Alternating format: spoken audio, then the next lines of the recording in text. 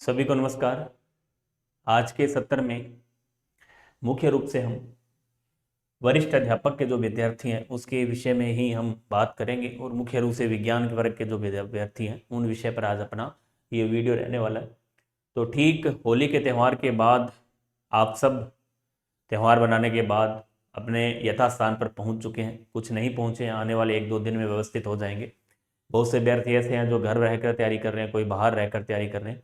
आपने अच्छे से होली बनाई है, ईश्वर से प्रार्थना है आगामी जो होली या आगामी जो हमारा त्यौहार आए वो हम एज ए टीचर के रूप में, एज ए वरिष्ठ अध्यापक के रूप में बनाए, ऐसी ईश्वर से प्रार्थना करता हूँ, कामना करता हूँ।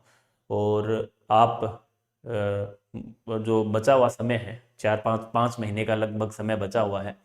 आज तारीख ठीक हम बिल्कुल मार्च के एंड की ओर हैं, अंतिम सप्ताह है हमारा, बिल्कुल नज़दीक है मार्च का। उसके बाद अप्रैल, मई, जून, जुलाई, अगस्त के महीने बाकी हैं। उसमें आप अच्छे से तैयारी है जो अपनी शुरू करेंगे और समय खराब आप नहीं करेंगे, ऐसी मैं आपसे गुजारिश कर रहा हूँ कि ईमानदारी से जो बचा हुआ समय उस पर आप फोकस करेंगे।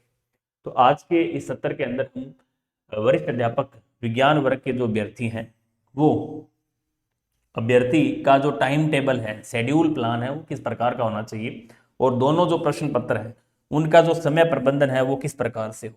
ये वीडियो, हालांकि अलग अलग अभ्यर्थी का अलग अलग टाइम टेबल होता है, अलग अलग मैनेजमेंट है, मैं इसका निर्धारण नहीं कर सकता, लेकिन कई बार आपके मैसेज, कॉल, इस प्रकार से सवाल आपके रहते हैं। तो हाँ, समय था तो हमने सोचा कि इस प्रकार का एक कॉमन वीडियो डाल दिया जाए जिससे सभी जो अभ्यर्थी हैं, हालांकि ये कोई बनावटी वीडियो नहीं है, किसी भी प्रकार की पूर्व तैयारी इस वीडियो में नहीं की गई है कि मैं बहुत ज़्यादा तैयार होकर आया हूँ कि आपको इस प्रकार से ही बताऊँ, रटे रटाया कोई चीज़ मैं यहाँ नहीं बोलने वाला हूँ।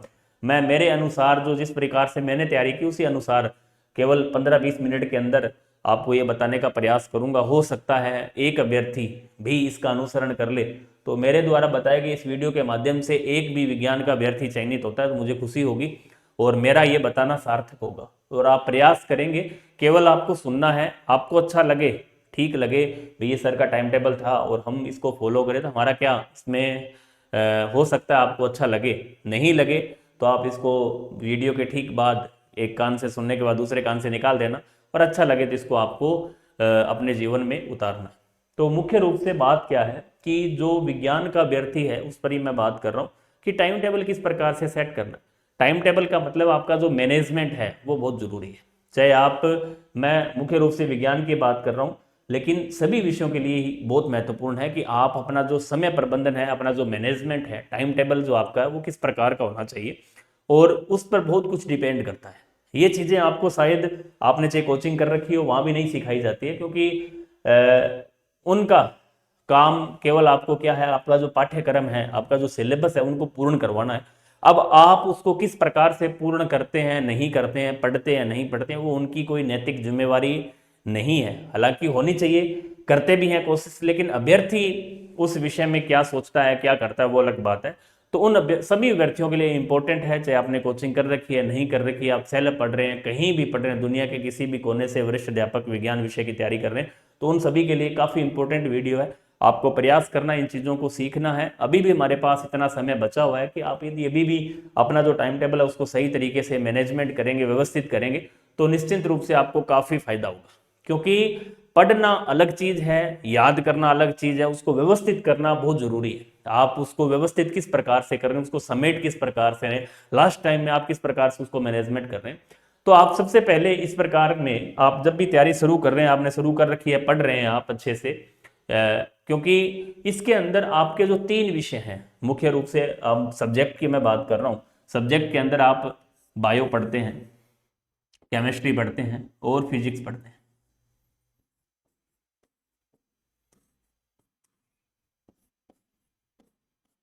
टीचिंग मेथड भी हम पढ़ते हैं। ये 4 सब्जेक्ट हमारे हैं। इसका जो मैनेजमेंट है वो किस प्रकार से, आप किस प्रकार से पढ़ें। कई बार बच्चे सवाल करते हैं कि सर मैं तो 10 घंटे पढ़ती हूँ या पढ़ता हूँ, मैं 12 घंटे पढ़ता हूँ, क्या मुझे ये समय प्राप्त है, मुझे 15 घंटे पढ़ना चाहिए, 10 घंटे पढ़ना चाहिए। वो अलग चीज़ें हैं, अलग अलग दिमाग की कैपेसिटीज़ हैं, आप उन अनुसार अपना जो टाइम टेबल है सेट कर सकते हैं। लेकिन एवरेज, जहाँ तक मुझे अनुमान है कि आप 10-12 घंटे समय निकालना तो उचित है, आपके लिए निकालना चाहिए, क्योंकि जब हम तैयारी कर रहे हैं, हमारा इसके अलावा कुछ काम नहीं है, कोई नई चीज हम नहीं कर रहे हैं, केवल पढ़ाई कर रहे हैं और विज्ञान विषय से तैयारी कर रहे हैं, तो मैं समझता हूं कि आप यदि कम से कम 12 घंटे दें तो कोई ज़्यादा नहीं है और आराम से आपको इतना समय मिल सकता है। और ज़रूरी इसलिए है क्योंकि समय हमारे पास काफ़ी कम है। तो 12-13 घंटे आप यदि दे रहे हैं तो निश्चित रूप से आप उसको धीरे धीरे बढ़ा सकते हैं। ये नहीं है कि आप एक दिन 10 घंटे पढ़ें, दूसरे दिन की यार चलो कल 10 घंटे पढ़ लिया, 5 पढ़ लेते हैं, तो वो एवरेज हम देखें तो 6-7 घंटे पे आ रहा है। इसी तरह कई बार हम रात को 20-20 घंटे पढ़ रहे हैं 2-3 दिन और उसके बाद बीमार हो गए और उसके बाद हम नॉर्मल 2-3 घंटे 4 घंटे पढ़ पा रहे हैं, तो वो चीज़ें अलग है। आपका एक निश्चित टाइम टेबल होना चाहिए और टाइम टेबल आप किसी भी आधार पर तैयार कर सकते हैं जैसा आपको उचित लगे। जैसे आपने bio, chemistry, physics, teaching method, इन चारों का आप अपना मैनेजमेंट सेट कर सकते हैं। क्योंकि टाइम टेबल क्यों जरूरी है, समय प्रबंधन इसलिए जरूरी है कि आप समय पर सारी चीजें पढ़ सकें। जैसे बायो के बहुत से टॉपिक हैं, मैं एग्जांपल ले रहा हूं केवल, जैसे आपके 40 टॉपिक बायो के हैं, केमिस्ट्री के आपके 25 टॉपिक हैं, फिजिक्स के आपके 20 हैं और 12 टॉपिक जैसे आपके टीचिंग मेथड के। अब इनको पढ़ने का हमारा जो तरीका है वो किस प्रकार से हो, जैसे 40 टॉपिक है उनको हमें कोशिश करनी है कि इनका जो रिवीजन है होता रहे। 40 टॉपिक है, हर टॉपिक को हम पढ़ने का प्रयास करेंगे। ये नहीं है केवल आप प्लांट फिजियोलॉजी पढ़ रहे हो, केवल आप प्लांट एनाटॉमी पढ़ रहे हो, ये नहीं है। सारे सिलेबस को हमें बार बार पढ़ना है। केमिस्ट्री में भी ये नहीं है कि आप एक ही टॉपिक को बार बार पढ़ते जा रहे हो, हर टॉपिक का नंबर आना चाहिए, उसका रिवीजन भी बहुत जरूरी है। इसी तरह फिजिक्स जो पढ़ रहे हैं उनके लिए फिजिक्स है और टीचिंग मेथड है उनके लिए टीचिंग मेथड। तो ये चीजें कब सेट होगी, उसके 2-3 तरीके हैं। आप अपने अनुसार टाइम टेबल सेट कर सकते हैं, कोई बड़ी बात नहीं है। आपको लगा आपने अच्छी तैयारी है आपकी, तो आप अपना एक रफली, जरूरी है हर अभ्यर्थी के लिए, ये नहीं है कि जिसकी तैयारी है उसको नहीं करना, सबके लिए जरूरी है। क्योंकि एक रफली टाइम टेबल इस प्रकार का होना चाहिए कि चाहे आप दिमाग में सेट कर लो, जरूरी नहीं आप लिख के रखें। उससे क्या है कि आपका हर टॉपिक का रिवीजन वो बहुत जरूरी है। आप यदि मध्यम वर्ग है, जैसे मैं रहा हूं, मध्यम वर्ग के अभ्यर्थी हैं या निम्न श्रेणी के अभ्यर्थी, निम्न श्रेणी का मतलब है कि आपने तैयारी अभी पिछले साल 1.5 साल में शुरू की है, तो आपके लिए रिवीजन बहुत अति आवश्यक है।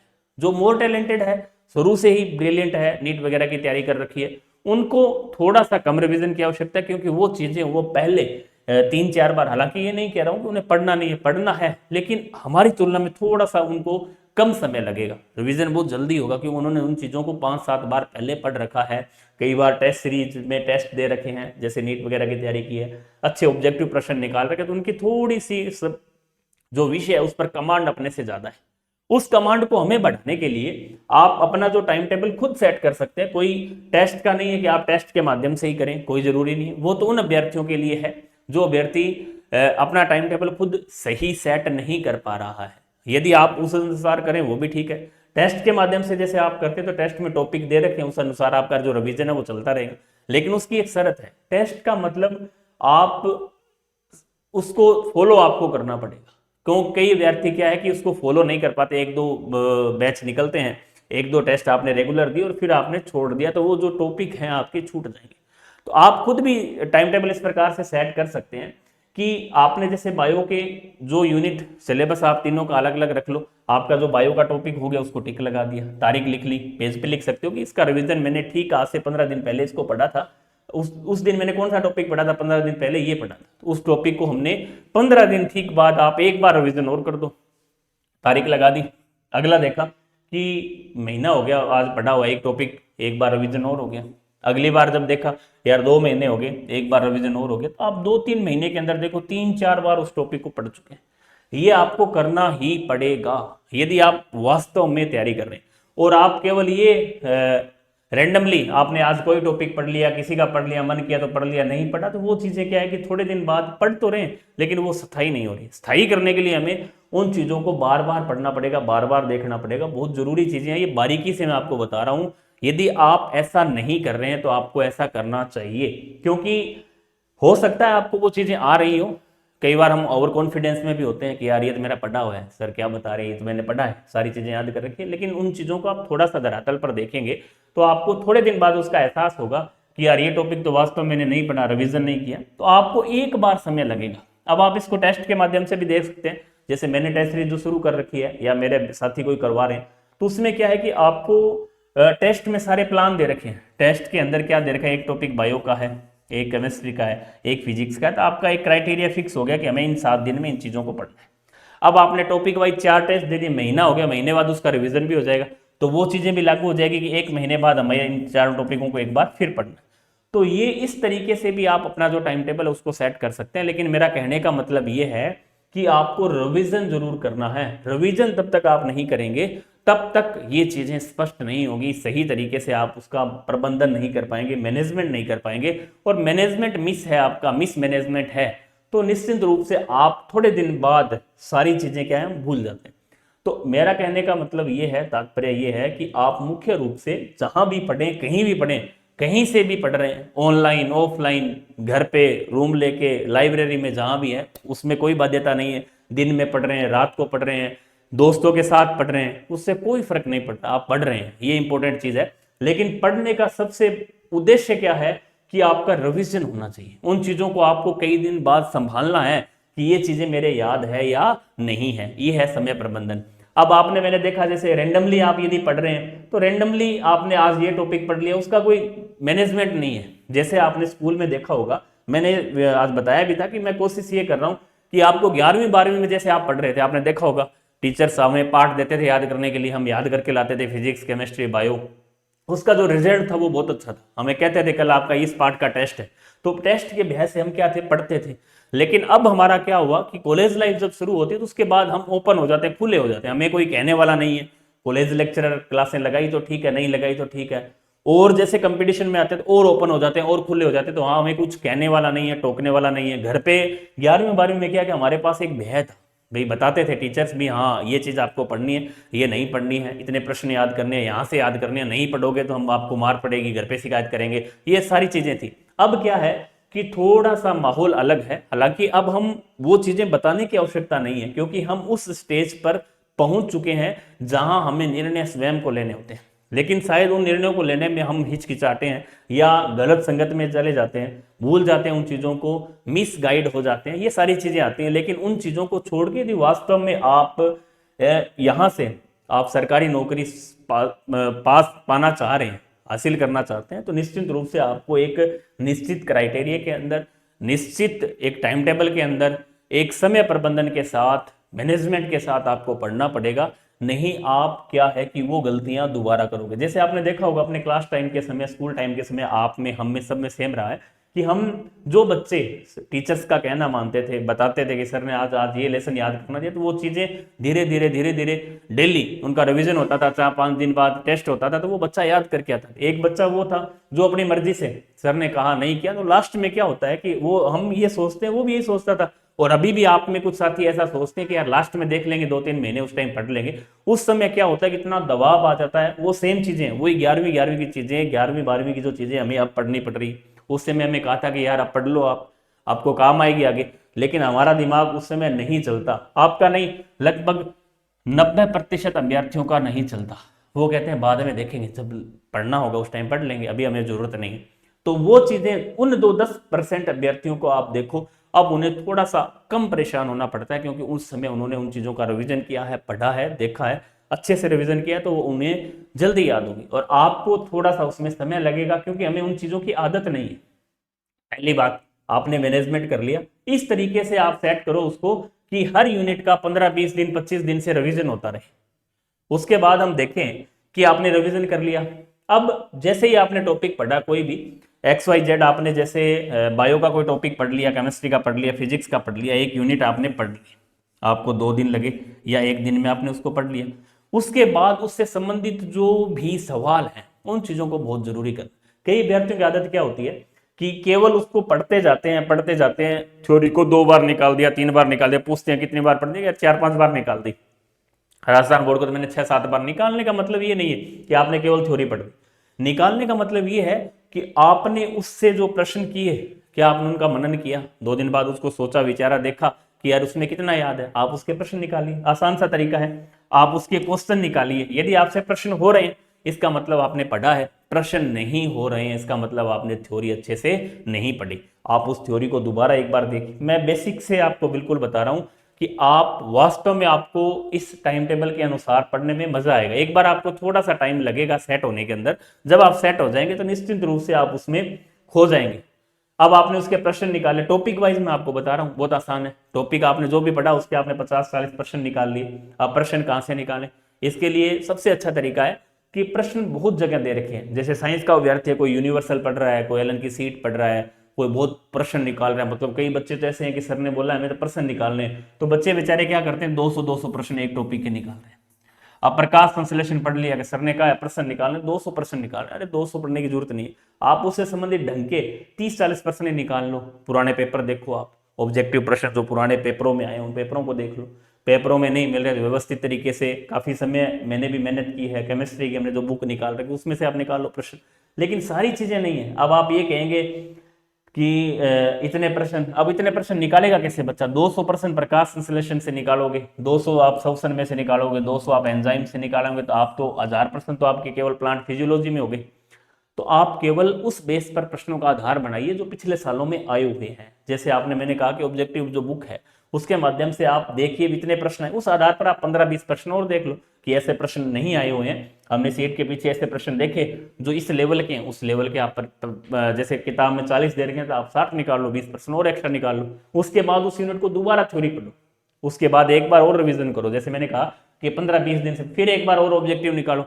तो उससे क्या है कि वो चीजें आपको रनिंग में आ जाएगी, पता चलने लग जाएगा कि वास्तव में इन चीजों को हमने पढ़ा। आप केवल एक बार पढ़ के छोड़ दोगे तो 10 दिन बाद वो भूल गए। फिर वो चीजें कब, कई बच्चे ये भी कहते हैं कि सर हमें पढ़ा हुआ याद नहीं रहता, भूल जाते हैं। उसका कारण ये है कि आप समय पर उसका रिवीजन नहीं करते, दोबारा उसको नहीं देखते अच्छे से। यदि दोबारा 3 बार 4 बार अच्छे से देखेंगे प्रश्न, पुराने जो आए हुए प्रश्न उनको आप बार बार देखेंगे तो निश्चित रूप से आपको उसका फायदा देखने को मिलेगा। 100% आपका उसमें रिवीजन होगा। अब सारे सब्जेक्ट हैं, 3-4 सब्जेक्ट है, मैं तो कई बार आपको कहता हूं ये भी एक समय प्रबंधन का हिस्सा है। ये नहीं है समय प्रबंधन का कि आपको कितना, आप सोचेंगे सर ने तो टाइम टेबल का बोला था, तो जो थंबनेल पे टाइम टेबल लगा रहे, टाइम टेबल का मतलब मैं आपको ये नहीं बताऊंगा कि आप 4 घंटे पढ़े और ये टाइम टेबल बना दिया मैंने, 4 घंटे फिजिक्स पढ़ो, 4 केमिस्ट्री पढ़ो, 4 बायो पढ़ो, 2 आप जीके पढ़ लो। ये टाइम टेबल नहीं है। टाइम टेबल का हिस्सा ये सारी चीजें टाइम टेबल का हिस्सा है, मैनेजमेंट का हिस्सा है, समय प्रबंधन का हिस्सा है। अब आप केमिस्ट्री में देखेंगे तो केमिस्ट्री के अंदर देखें जैसे या बायो के अंदर देख रहे थे, आपने उन प्रश्नों को निकाला और थ्योरी पढ़ी और ऑब्जेक्टिव प्रश्न निकाल लिए, तो निश्चित रूप से आपको इसका फायदा होगा। अच्छे तरीके से आप उसको धीरे धीरे कवर कर पाएंगे। अब कई बार क्या है कि दबाव आ जाता है बच्चे के ऊपर कि सर ये हम तीनों सब्जेक्टों को कैसे लेके चलें, तो आप एक बार 2 सब्जेक्ट देख सकते हैं, कोई जरूरी नहीं है आपको तीनों को एक साथ लें। समय में नहीं आ रहा है, मैनेजमेंट नहीं हो रहा है, तो आप 2 सब्जेक्ट को एक साथ ले लें, कोई दिक्कत नहीं है। दूसरा जब राउंड हो तो आप टीचिंग मेथड को ले लें, इसकी कुछ यूनिटें देख लें, तो आपका क्या है कि बेहतर होगा, समय सदुपयोग होगा। कई बार क्या है कि हम एक यूनिट के कारण पूरा समय खराब कर देते हैं। बच्चे क्या, एक शाम को जैसे कोई यूनिट लेके बैठे, वो नहीं आ रही तो पूरा टाइम खराब कर दिया, 2-3 दिन से परेशान हो रहे हैं कि यार ये यूनिट नहीं होगी तो मैं क्या करूंगा। तो उनको छोड़ दो यार, एक बार आप पहले उन यूनिटों को करो जो यूनिट आसान है, मार्जिन वाली है। ऐसी चीजें मैंने कल परसों एक वीडियो भी डाला था, आपने शायद देखा होगा कि इस प्रकार का वीडियो मैंने डाला था जिसके अंतर्गत ऑब्जेक्टिव जो प्रश्न आए हुए हैं पुराने सारी चीजों, ऐसा केमिस्ट्री का भी बनाया था, ये बायो का है, इसी तरह फिजिक्स का भी डाला था। उन चीजों पे हमने एनालिसिस किया है कि आपको यहाँ बहुत फायदा होगा। पता चलेगा कि जो बड़ी यूनिटें हैं जहां से ज्यादातर प्रश्न बनते हैं उन यूनिटों को आप देखिए, तो आपको अच्छा फायदा होगा, इससे सारी चीजें पता चलेगी। क्योंकि मैंने ऐसा अनुभव किया है, जब मैंने 2016 में जब पहली बार पेपर दिया तो उस समय मुझे भी पता नहीं था। मैं भी आपकी तरह हर चीज जो मिली, एलन की सीट मिली वो भी पढ़ी, एनसीईआरटी मिली वो भी पढ़ी, राजस्थान बोर्ड मिली वो भी पढ़ी, जो मिला वो पढ़ा। लेकिन लास्ट में सारांश ये निकला 1 साल के बाद जब पेपर हुआ, तो उस समय ऐसा लगा कि यार तेने इतना कुछ पढ़ा, प्रश्न नंबर आपके 280 आ रहे, मुश्किल से पास हो रहा है, तो इसका मतलब पढ़ा नहीं। क्योंकि हमें ये नहीं पता था कि कितना पढ़ना है, कैसे पढ़ना है, मैनेजमेंट उसका कैसे करना है, ऑब्जेक्टिव कहाँ से निकालने हैं, पुराने पेपर क्या होते हैं, सारी चीजें धीरे धीरे सीखी। जब एक बार व्यक्ति असफल होता है, तो मैं ये नहीं चाहता कि आप असफल हो, क्योंकि आपको बताने वाले बहुत हैं। अब समय अलग बदल चुका है, सारी चीजें सामने है, हर व्यक्ति आपको गाइडेंस कर रहा है, तो उसका आपको फायदा लेना चाहिए, देखना चाहिए कि वास्तव में हमारा समय खराब ना हो, पहली बार में हम सिलेक्ट हों। इसके लिए आप इस प्रकार की रणनीति आप खुद बना सकते हैं, देख सकते हैं कि हमें मैनेजमेंट करना है कि पूरे टॉपिक हमारे क्लियर हो, धीरे धीरे हम उसको सीखें। अब आप यदि 2 सब्जेक्ट को एक साथ लेके चल रहे हैं तो आपको आराम से आप कवर कर सकते हैं। उसके बाद आप तीसरा सब्जेक्ट और देख लो, जो चीज़ें एक बार रिवीजन होगी तीसरे में आपको और आसान हो जाएगा। तो ये धीरे धीरे आपके क्या है कि जो आपकी रन रेट है, एक तरह से जैसे हम क्रिकेट खेलते उस समय रिक्वायर्ड रन रेट कब कम होगी, जब हम उस अनुपात में खेल लेंगे। यदि आप शुरू से आराम से खेल रहे हैं, टारगेट आपका बहुत बड़ा है, इस प्रकार से यहाँ टारगेट का बड़े का मतलब सिलेबस बड़ा है, और आप शुरू से ढीले चल रहे हैं, तो लास्ट टाइम में क्या है, दबाव आ जाता है। हो सकता है हम जीत भी जाएं, रन बन जाए, ना भी बने ना बने, हम आउट भी हो जाएं। तो ये चीजें यहाँ है कि हमें आउट नहीं होना है, इसी स्टेज पर रेगुलर नियमित चलना है। तो आपका जो समय प्रबंधन है वो बहुत महत्वपूर्ण है। बिना समय प्रबंधन के केवल आड़ू तरीके से पढ़ने से, 2 घंटे पढ़ने से, कभी 10 घंटे पढ़ रहे हैं, 12 घंटे पढ़ रहे हैं, आप एक समय को डिसाइड कीजिए, परिवर्तन करो उसके अंदर कि हमें इस सब्जेक्ट को इतना टाइम देना है, और एक रफली टाइम टेबल आप बनाओ कि इसका हमारे अनुपात में किस प्रकार से। आप टेस्ट से दे सकते हैं, वो एक हमारा बनाया हुआ तरीका है, उसके अनुसार आपको कुछ नहीं करना है, केवल आपको उसका फॉलो करना है उसको आपको। यदि आप उसको फॉलो नहीं कर रहे हैं कि हम तो हमारा खुद का बनाएंगे, तो आप खुद का भी बना सकते हैं, कोई बड़ी इशू नहीं है। भी जरूरी नहीं आप वहीं चलें, टेस्ट के अनुसार चलें। टेस्ट के अनुसार का मतलब है कि आपको उसमें जब आप देखेंगे तो उसमें सारी चीजें ये क्लियर हो जाती है कि आपको कुछ करना नहीं है, बना बनाया। जैसे आपने कोचिंग की, सर हाँ हमने कोचिंग की, नोट्स बनाए, पढ़ लिया, काम हो गया। अब कुछ अभ्यर्थी ऐसे हैं जो खुद सेल्फ कर रहे हैं सारी चीजें, खुद ही प्रश्न ढूंढ रहे हैं, खुद ही सारी चीजें कर रहे हो, तो उसमें थोड़ा सा यदि कोई समझदार अभ्यर्थी है या जो पुराना अनुभवी अभ्यर्थी है उसको तो उसमें हो सकता है, लेकिन जो नया अभ्यर्थी है वो क्या है, इतना बड़ा सारा चीजें देख के क्या घबरा जाता है, छोड़ देता है कि यार इतना तो नहीं होगा। उन चीजों के लिए सारी व्यवस्थाएं की गई हैं कि आपको आसानी हो और आप उन चीजों को देख के फॉलो करें, और कम समय के अंदर हमारा जो सिलेबस उसको किस प्रकार से हम पूरा करें। तो ये 2 सब्जेक्ट लेकर आप एक साथ चल सकते हैं ताकि आपको दबाव ना हो।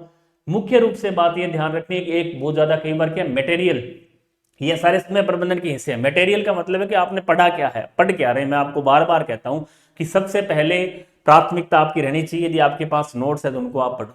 दूसरे नंबर पर जैसे हमने बायो के लिए आपको बोल दी, राजस्थान बोर्ड, कुछ टॉपिक आपको राजस्थान बोर्ड से मिल रहे हैं, कुछ आपको एनसीईआरटी से मिल रहे हैं, कुछ आपने कहीं और से गेन किया है, कुछ यूनिटें नहीं भी हैं, तो वहां आप उसको एक जगह नोट कर लें। मटेरियल को एक जगह रखें, एक रजिस्टर के अंदर रखें। ये ना हो कि आप आज कुछ पढ़ रहे हैं, कल कुछ पढ़ रहे हैं, 2-3 दिन बाद अलग चीज पढ़ रहे हैं, तो वो चीजें क्या है कि स्थायी मेमोरी में हमारी नहीं जाएगी। स्थायी जब तक नहीं होगा तब तक हम भूलते जाएंगे, इन चीजों को दूर चलते जाएंगे। आप उनको स्थायी करने के लिए क्या है कि एक चीज को पढ़ो, उसको बार बार पढ़ो, उन चीजों को एक जगह रखो, आप लिख लो। आपके नोट्स हैं, जहां आपको कोई चीज कम लग रही तो वहां आप नोट ऊपर वाले कॉलम में लिख सकते हैं, नीचे कहीं लिख सकते हैं, कोई पेज चिपका सकते हैं। कहने का मतलब है कि आप उन चीजों को एक जगह रखो, तो आपको कम परेशानी होगी, लास्ट टाइम में रिवीजन अच्छे से होगा, दबाव नहीं होगा, सारी चीजें एक साथ होगी। जब भी आप दोबारा पढ़ोगे तो एक बार मेहनत करनी है, दोबारा जब पढ़ोगे तो उन्हीं चीजों को आपको बार बार पढ़ना है। तो ये भी एक समय प्रबंधन का हिस्सा है। अब कुछ अभ्यर्थी कई बार कहते हैं कि सर हमें दिन में पढ़ना चाहिए या रात का। देखो ये चीजें अलग हैं कि आपका जो समय प्रबंधन है वो अलग है। देखो मेरा तो शाम का रहता था कि जब हम देर रात तक पढ़ते थे। देर रात का मतलब है कि हम जैसे शाम को 2 बजे तक लगभग रात्रि को, और सुबह क्या था कि 6-6:30 उठ गए। तो उससे क्या है कि रेगुलरिटी, एक मनोवैज्ञानिक तरीका है ये कि आप दिमाग को लगातार कितना घसा सकते हैं। ये नहीं है कि आप लगातार, इसका देखो रेस्ट का समय हो गया, बीच में आपने जैसे आप रात्रि को आपने शाम को जैसे 4 बजे पढ़ना स्टार्ट किया, तो 4 से मैं शाम को 2 बजे तक का कह रहा हूँ। 2 बजे तक का मतलब है कि इसके बीच में हमने खाना भी खाया, 1-2 बार चाय भी पी है, तो हमारा ठीक मैनेजमेंट हो जाता है। लगभग आप मान के चलें 6 घंटे का जो पीरियड है ये,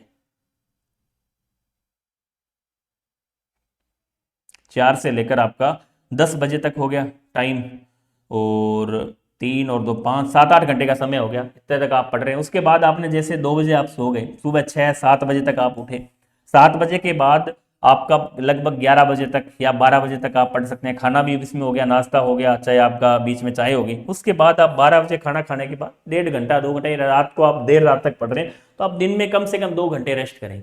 2 घंटे रेस्ट से क्या है कि हमारा जो दिमाग है वापस उतनी गति से काम करेगा। ये नहीं है, कई बच्चों को मैंने देखा है कि सोते भी नहीं है, दिन में भी नहीं, रात को भी नहीं, 12-20-20 घंटे पढ़ रहे हैं। तो उससे क्या है कि मेमोरी जो है वो भी फिक्स है, उनका भी थोड़ा सा आपको ख्याल रखना है, स्वास्थ्य का भी ध्यान रखना है। तो कैचिंग जो पावर है वो कम हो जाती है हमारी। ये एक मनोवैज्ञानिक तरीका है, मैं मेरी तरफ से नहीं कह रहा हूँ।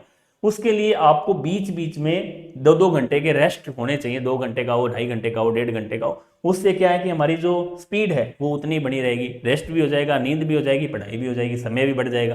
लेकिन आप इस तरीके से टुकड़ों में बांट के कर सकते हैं, ये थोड़ा सा अच्छा तरीका है।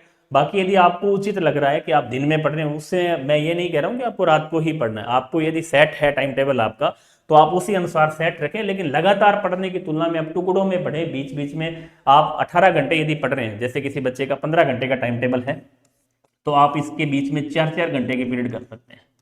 बीच में 1 घंटा आपका रेस्ट हो गया, उधर बढ़ा दो चाहे आप लास्ट टाइम। बीच में 4 घंटे पढ़ने के बाद आपने घंटा, रात को यदि देर रात तक पढ़ रहे हैं तो सुबह आप जल्दी उठे। सुबह जल्दी उठने का क्या फायदा है कि आपको दोपहर में नींद आएगी। यदि आप सुबह रात को 2 बजे सो रहे हैं और सुबह 10 बजे उठ रहे हैं, तो फिर कोई मतलब नहीं है। फिर तो वो बराबर ही हो गया, समय कहाँ बढ़ाया आपने, आप तो खूब नींद ले रहे हो, उसमें पूरा टाइम टेबल सेट हुआ ही नहीं। 2 से 10 बजे तक सो रहे, फिर दिन में सोने की क्या आवश्यकता है। तो उसका मतलब है कि आप थोड़ा सा बीच में, जैसे 6, 6:30 आप उठ रहे हो, 7 बजे उठ रहे हो, तो आपको नींद आएगी, लाजमी है। 12, 1 बजे आपको लगेगा कि अभी रेस्ट कर लेना चाहिए, तो आप 2 घंटे सो जाओ, तो उससे हम वापस रिफ्रेश होंगे और एनर्जी के साथ दोबारा उसी गति से काम करेंगे। तो आप इस तरीके से आपका जो टाइम टेबल है, आपका जो रिवीजन है, आपका जो स्टडी मटेरियल है, ये सारे हिस्से क्या है, इस मैनेजमेंट के हैं। समय प्रबंधन आपका बहुत इसके अंदर जरूरी है। अब कई अभ्यर्थी ऐसे हैं जिन्होंने कोचिंग एक बार करके दोबारा पढ़ रहे हैं। दोबारा लेने की आवश्यकता नहीं है, क्योंकि जब तक आप वरिष्ठ अध्यापक की मैं बात करूं, यहाँ सेल्फ स्टडी बहुत जरूरी है। आपको खुद रिवीजन करना आवश्यक है। आप पुराने जब पेपर देखेंगे, उस आधार पर आपके सवाल भी होंगे। आप प्रश्नों, कई चीजें यूनिट ऐसी भी हैं जहां आपको कुछ समझ में नहीं आ रहा, तो उसके आप ऑब्जेक्टिव प्रश्न देख लीजिए टॉपिक वाइज, तो आपको उससे क्या है पता चल जाएगा सारी चीजों का, कि वास्तव में यहाँ तो सवाल इस प्रकार के ही पूछे जा रहे हैं, तो हमें इस प्रकार से ही सवालों को उनको हल करना है। और कई यूनिट आपको लग रहा है कि हमें तो करनी ही नहीं है, कुछ एक यूनिट ऐसी भी है जहां आपको कुछ नहीं समझ में आ रहा, उनको छोड़ दो, कोई खास उससे फर्क नहीं पड़ने वाला है, आप उनको छोड़ भी सकते हैं, कोई समस्या नहीं है। हमें पूरा 100% भी नहीं करके जाना है, क्योंकि जिस विषय में हमें 50-55% करने से काम हमारा चल रहा है, तो वहां हमें 100% करने की आवश्यकता नहीं है। तो ये चीजें सारी छोटी छोटी चीजें हैं, इनका आपको विशेष तौर से ध्यान रखना है। इसके साथ साथ जैसे हम फर्स्ट पेपर को भी सब्जेक्ट के साथ पढ़ना जरूरी है, क्योंकि ये भी हमारा लगभग 200 नंबर का है, 200 नंबर का पार्ट है। 200 नंबर का मतलब 100 सवाल, और वो हमारा क्या है 150 प्रश्न है और 300 नंबर के।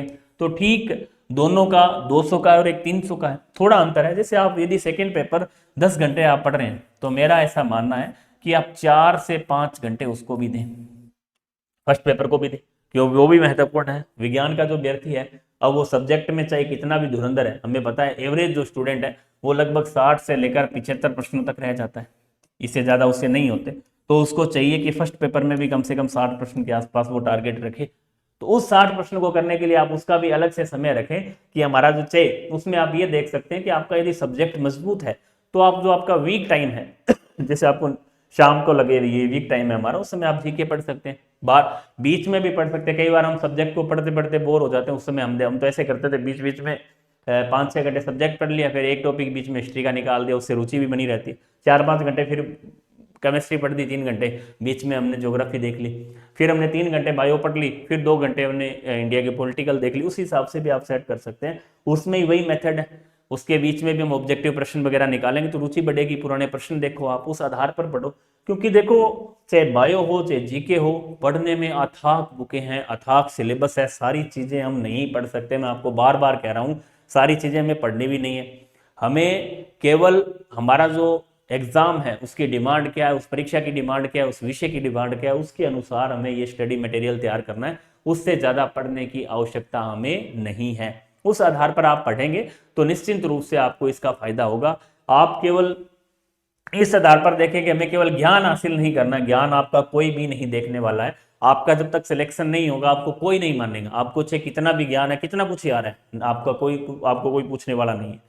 लेकिन आपका यदि सिलेक्शन हुआ है, आपको कुछ भी नहीं आ रहा, कुछ तो का मतलब है कि आपको पूरा सब्जेक्ट का ज्ञान नहीं है, लेकिन आपकी मान्यता उससे ज्यादा होगी, क्योंकि आपने उस परीक्षा को पास किया है, आप उस परीक्षा को पास करके आए।